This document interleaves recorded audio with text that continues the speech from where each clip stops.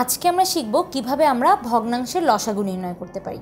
প্রথমে আমরা একটা গাণিতিক সমস্যা দেখি। এখানে বলেছে যে কোন ক্ষুদ্রতম সংখ্যা 1/4, 3/16 ও 9/20 দ্বারা বিভাজ্য। আমরা এই ধরনের সমস্যা আগেও সলভ করেছি। সেই সময় ছিল কোন ক্ষুদ্রতম সংখ্যা, কিছু পূর্ণ সংখ্যা দেয়া ছিল এখানে, দ্বারা বিভাজ্য।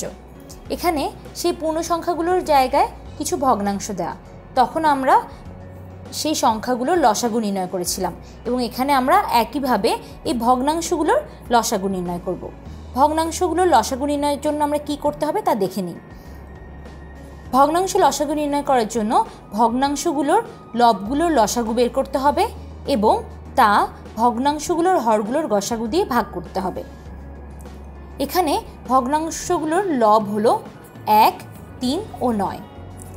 1, 3 ও 9-এর লসাগু যদি আমরা নির্ণয় করি তাহলে আমরা পাবো 9 এবং 4, 16 এবং 20 আমাদের হর এবং এই হরগুলোর গসাগু হবে 4।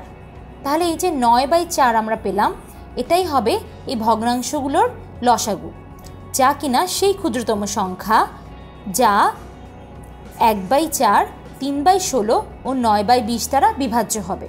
এবং আমরা একটা জিনিস খেয়াল রাখতে পারি, যখন আমরা ভগ্নাংশগুলোর লসাগু নির্ণয় করব তখন আমরা সবসময় খেয়াল রাখব যে লসাগু নির্ণয়ের সময় লবগুলোর লসাগু নির্ণয় করতে হবে এবং হরগুলোর গসাগু নির্ণয় করতে হবে।